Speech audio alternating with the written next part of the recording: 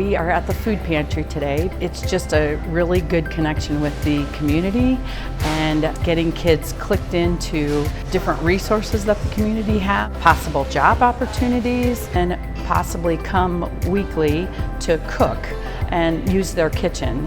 Haber Oaks doesn't have facilities for that, so we're using the community as kind of a resource. We've been in this building for 5 years.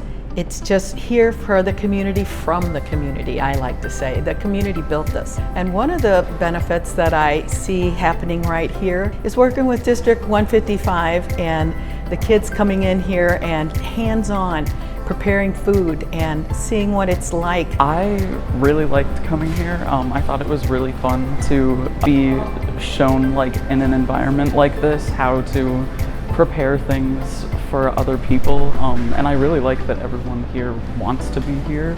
They're doing it just like for the good of people. It's really nice to know that there's something like that in my community.